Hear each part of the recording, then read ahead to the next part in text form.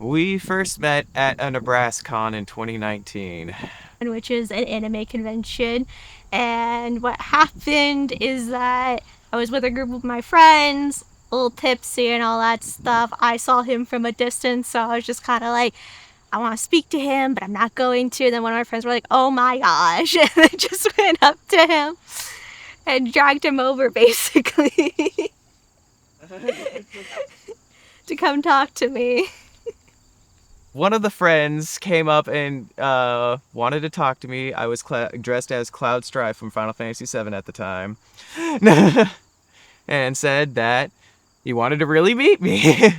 So I'm like, okay, great. Let's go do this. And then I meet him. I'm like, oh, you're really cute. So I'm really nervous. And yeah, we start talking a little bit, and we decided to meet up later at the whole dance party that they have later. So at that point, I went back to the room and got really drunk. Yeah. It was your friend who made the first move. Yeah. But it's nice for him to think that I did it. There was an official date. It took about a year in the making because of COVID and everything that just happened. But eventually, we talked here and there. Like every once in a month, I get a text. And then I didn't hear anything for like a month or two. And then out of nowhere, basically a year afterwards, asked me to go out with him to Lake Zarinsky. And that's where we had our technically first date. Technically, it was at Texas Roadhouse. Yeah. He asked me out December 9th, and then, like, the weekend of, we went to Texas Roadhouse to have a nice little dinner. Ooh, how did that go? Was the spark flying right away? Yeah, I think it was our waiter who recognized it too, and he kept trying to be like a wingman for him the entire time. And you could tell he was nervous because it's funny because like I ordered asparagus, so I was talking about how much I like it, and nervously he blurts out, you know, asparagus makes your pee smell weird. I'm not gonna let him live down that. It was, the first time was December 9th? Sometime early December. I asked to make it official. Oh man, that was a weird conversation actually. Cause like we stopped talking for a little bit and then we started talking again and all that stuff, and then I was like, man, I actually really like him again and all that stuff, and then I just kept talking about it with my friends, and then how did it even happen? We went to the club. Oh yeah, we went to the club. I'm pretty drunk. He's pretty drunk. We get pressured to kiss, and we're kind of just dancing awkwardly. I'm like, all right, sure, let's kiss. And then we kissed. And there it was again. I love it. Alcohol is being the solution to get the truth out.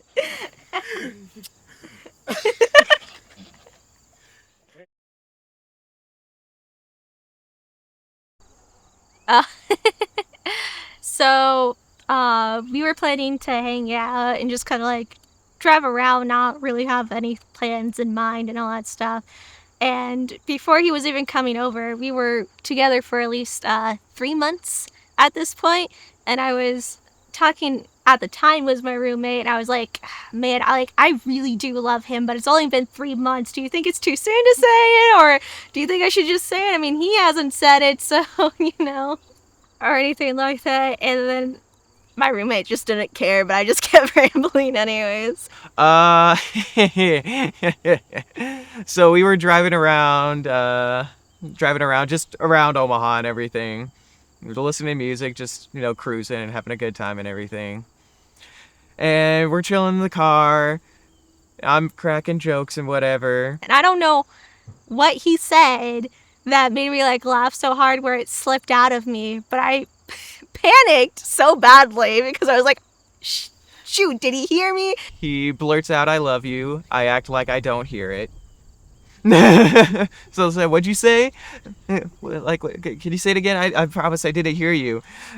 And he said, "I love you." Okay, I'm like, yeah, I love you too. I thought he really didn't hear me too. And it wasn't till like a few months ago where he told me the truth that he did hear me. He just wanted me to say it again. Because apparently I was the first person who said I love you first to him. So.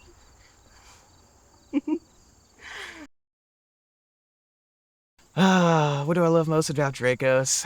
A nerd just like me. It's fun to poke around and have fun with. Get him embarrassed. I find it very cute. And he just pushes buttons, yeah. And just that we could push our buttons and love each other for it, so I like that a lot. I think what I love most about him is that he pushes me to be better all the time, and that no matter how tough a situation I'm in, he's always going to be there to love and support me and just being equal to me at my side. It's like a whole complementary thing of like I'm still my own individual, but I also have him there as well. So at the time, we pretty much knew that one of us is going to, we all were like, yes, we're going to get married, we're going to get engaged and everything like that. It was pretty much a race to see who pops the question first. It was a race to see who would propose first, and I was kind of determined. I always thought, like, no matter if I was with a male or female or a non-binary person, I was like, I'm gonna be the one to propose. I don't need someone proposing to me. I mean, he still proposed too. And all that stuff. But like I was like, I had this ring, I had like a few ring options. I kept talking to like his best friend, which will be the best man, Zach. He secured the ring with help before I could, and it was one of our trips to Vallis. Pretty much every year we go to Vallis to have a bonfire and just hang out with friends and everything like that. And this year I knew that it was probably going to happen. I just didn't know when. So he distracts me with one of my friends to talk about Final Fantasy XIV, which heavily a fan of. He doesn't have a lot of friends that play Final Fantasy XIV, and when I worked at Hy-Vee, I met like 2 other people who played it, and I started playing it as well. And Daniel's like really into it, so I knew if like they got into a conversation, it'd be like into like the deep lore of the game, basically. And everyone lines up behind me. I'm just dead in this fucking conversation and everything like that. And like, just turn around, like, hey Josh, turn around. I'm like, okay. I'm like, there he is.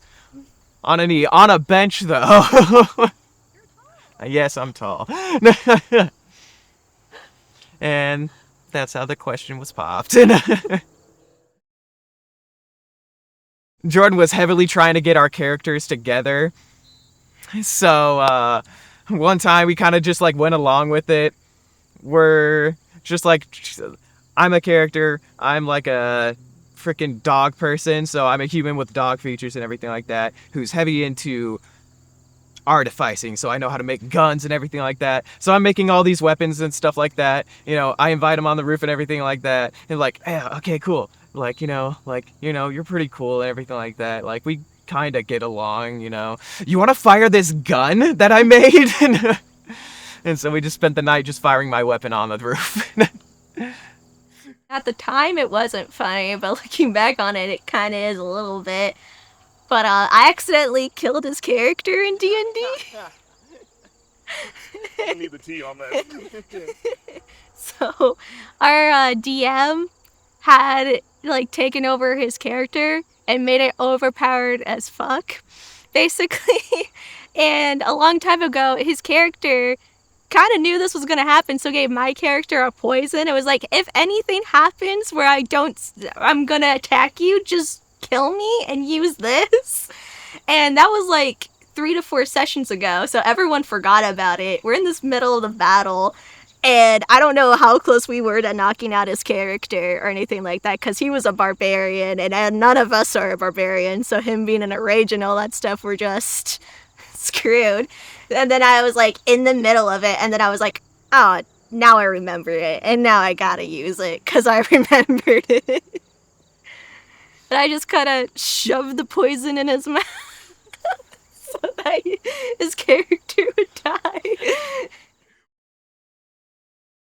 So it's kind of like a honeymoon thing, just because saving financially and all that stuff. It might be with like a group of close friends and whatnot, but we plan to go and float down the Niobrara River, a little rafting trip, and just stay in a cabin and just spend time out where there's not really good cell service. Mostly just to have fun. Yeah, Yeah. we're doing this to have a good time, The point honestly. is to celebrate two families come together, love and all that stuff. There's no reason to be so stressful about it. It's Yeah. supposed to have fun and Have a good time. celebrating. Have fun, dress up as your favorite knight or whatever. Or don't dress up. Or don't That's dress not your up. thing either. Thank my mom for, always being there for me and just helping me find my way through life. Thanks Sarah, my sister, for always being there, being a goofball with me and just being right next to me. And my best man and my best friend for life, Zach. Been through a lot, and I can't thank you enough for just being there with me, man. Through it all. I guess I would like to thank my dad for always being there and filling both roles, even though that must have been tough being a single dad and dealing with all the drama of my mom and whatnot, but always supporting and loving me, even if the things I do are difficult. And I would also like to thank my grandma because she's always been super strong and, had to deal with my mom too and whatnot, but she loves and accepts me and wants to be there through thick and thin. And I want to thank Haley, my maid of honor, for being super awesome. She's been with me since 8th grade, so she knows all the bullshit that I've done as a child, but she's still here. Yeah, and I want to thank your family, of course, for being so supportive and loving. And your mom doesn't need to, but she steps in and does the motherly things that I never got as a child. So I really appreciate that. Sorry, I'm getting a little teary. You can tell. Oh. I love you too.